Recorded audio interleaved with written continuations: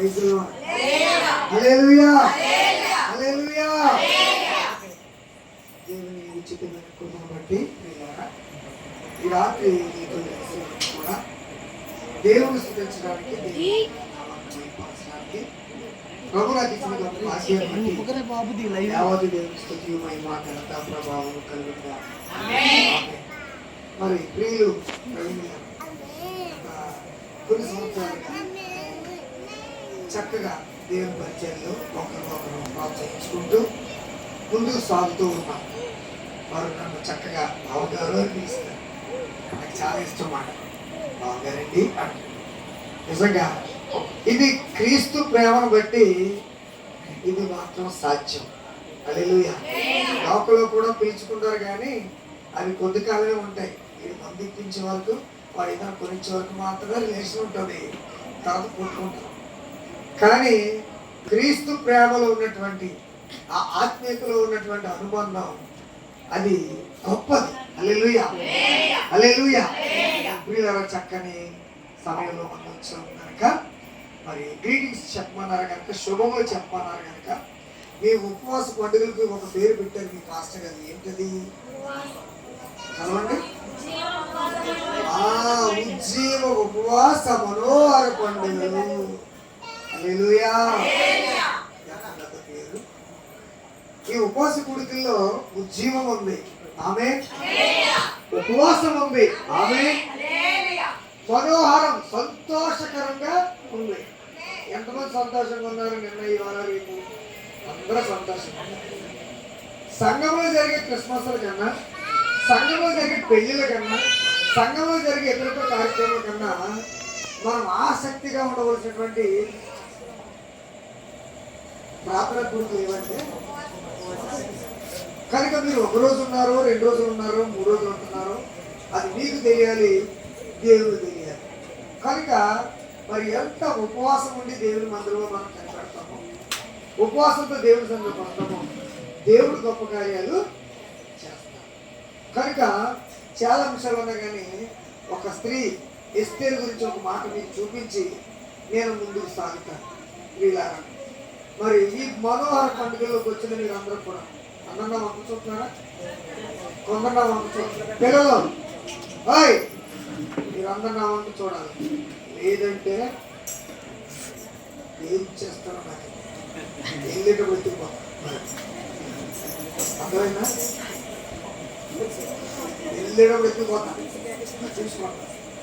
మీరు నా వంకే చూడాలి, నేను చెప్తుంది మీరు వినాలి. నేను మిమ్మల్ని అడుగుతాను ప్రశ్న, మీరు సమాధానం చెప్తే మీకు ఇప్పిస్తాను. Okay right.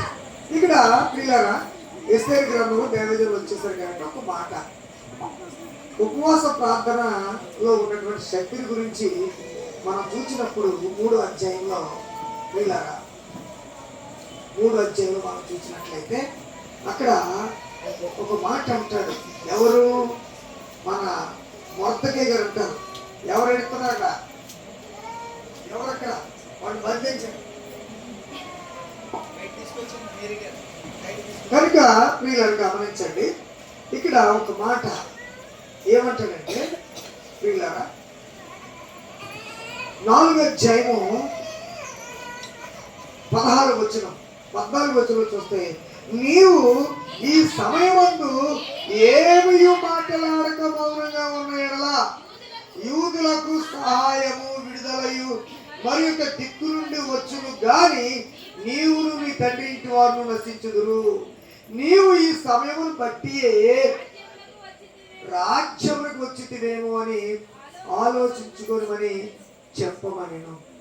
మొర్దెకై గారు గేటు దగ్గర కాపలా కాస్తున్నాడు. ఒక ఆర్డర్ ఒకటి పాస్ అయ్యింది, యోధా ప్రజలందరినీ కూడా సంహరించాలి, నాశనం చేయాలని. హామాను అనే సర్వ సైన్యాధిపతి ఒక ఆర్డర్ పాస్ చేశారు. ఆర్డర్ పాస్ చేసినప్పుడు పిల్లరా, ఈ విషయం ఎస్తేరు తెలుసుకో తెలియలేదు. మొర్దెకై తోడు పంపించాడు. ఇదిగో అమ్మాయి, నీకు ఒక అనాథవు, నీకు తల్లిదండ్రులు లేరు, చిన్నగానే నుండి నిన్ను ప్రేమించాను, పోషించాను, పెద్దదాన్ని చేశాను. దేవుడు కృపను బట్టి నువ్వు మహారాణి అయ్యావు. కనుక ఇప్పుడు కనుక నువ్వు మౌనంగా ఉన్నావంటే ఏం జరుగుతుందో తెలుసా? దేవుని సహాయం ఎక్కడి నుంచైనా వచ్చేస్తుంది. ఆమె హల్లెలూయా. దేవుడు మనకి ఏ రకంగానైనా సరే సహాయం చేయగలిగిన సమర్థుడు. హల్లెలూయా.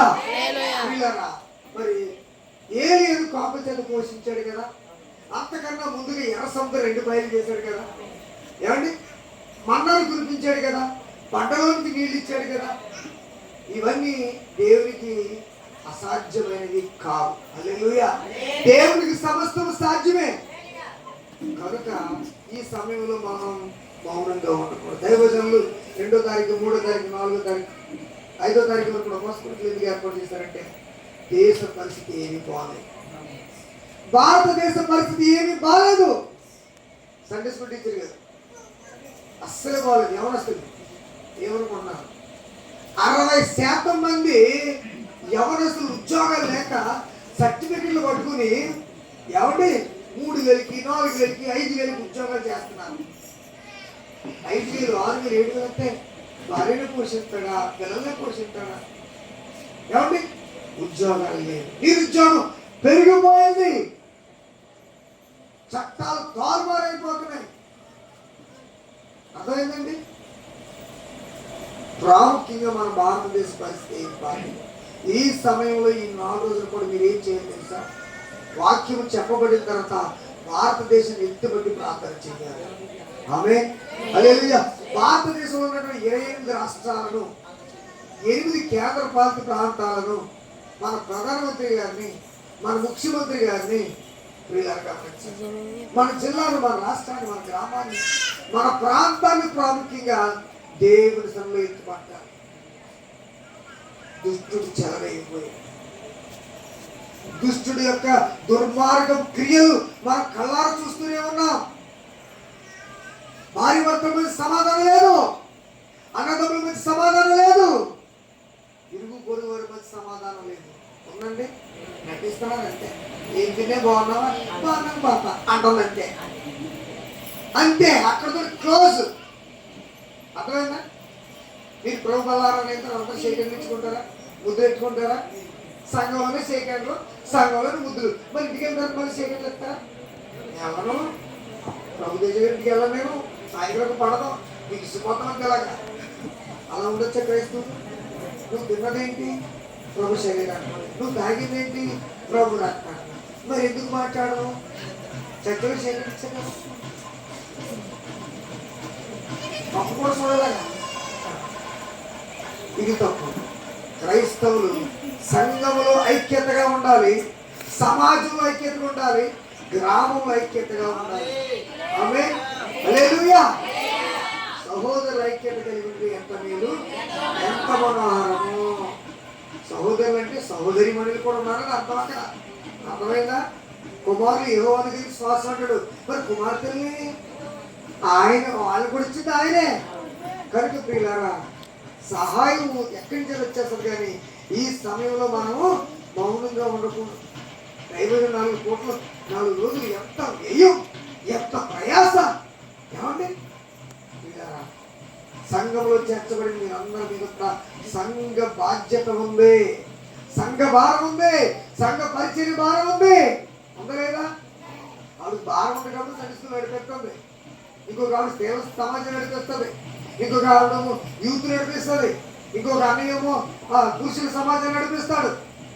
దైవజనుడికి గుడి భుజముగాను, దైవజనుడికి ఎడం భుజంగాను మీరు ముందురుగాక. పరిచర్య భారాన్ని మీరందరూ పంచుకుందురుగాక. పరిచర్యను అందరూ కూడా కలిసి మెలిసి ముందుకు కొనసాగించుదురుగాక. ఎట్టి పరిస్థితుల్లో సంఘాన్ని విడిచిపెట్టకూడదు. హల్లెలూయా.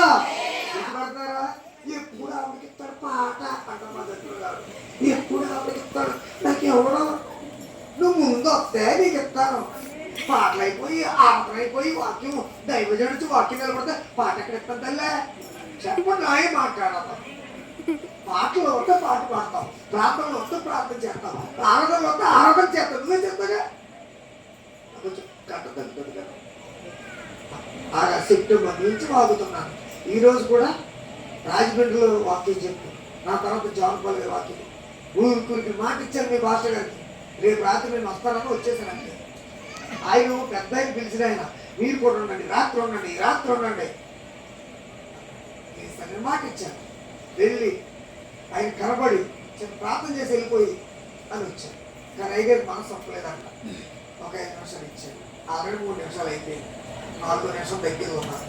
చివరికి 5 నిమిషాలు ఏంటంటే పిల్లరా, ఈ యొక్క ఉపవాస కుడికిలో మీరు నేర్చుకోవాల్సింది, మీరు నేర్చుకోవాల్సింది పిల్లరా మౌనంగా ఉండొద్దు. ఆమె మౌనంగా ఉండొద్దు. అర్థమైంది?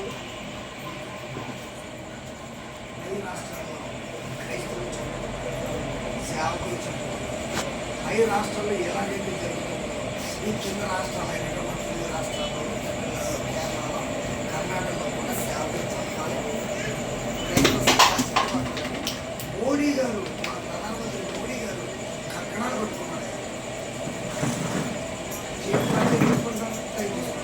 అంటే కంకణ పట్టుకోవడం అంటే కంకణ కనబడడం వల్ల ఆంధ్ర రాష్ట్రంలో క్రైస్తవులు చెప్పాలా, ఇలా చూసుకున్నప్పుడల్లా తమిళనాడు రాష్ట్రంలో క్రైస్తవులు చెప్పాలా. అంతేనా? ఇంత భయంకరమైన పరిస్థితిలో ఉన్నప్పుడు పిల్లారా చక్కగా ఉపాసకుడికి వచ్చారు. ఈ ఉద్యమం ఉజ్జీవించబడుదురుగాక. హల్లెలూయా. మనసులో ఏమి పెట్టుకోకుండా దయచేసి మీ హృదయాల్లో ఏ అసూయ కానీ, ద్వేషం కానీ, పగ కానీ, ప్రతీకారం కానీ ఏ శరీర కార్యము మీరు నెరవేర్చకుందురుగాక. శత్రువునైనా సరే మిత్రుడిగా భావించండి. క్లిష్టమైన పరిస్థితుల్లో క్రైస్తవుల ఐక్యత కలిగి ప్రార్థన చేస్తే దేవుడు గొప్ప కార్యం చేస్తారు. కనుక మీరు ఎస్తేరు అని ఏమండి ప్రార్థన పనులు ఉంటారు. తన జాగ్రత్తని కాపాడుతుంది ఎస్తేరు. హల్లెలూయా. తన యూదా జాగ్రత్తని కాపాడుతుంది. మీరు కూడా మీ గ్రామాన్ని రక్షించుకుందురుగాక. దేవుడి నుండి దీవించునుగాక. నాకు ఇచ్చిన అవకాశాన్ని బట్టి దేవునికి మహిమ కలుగునుగాక. Amen. Thank you so much sir.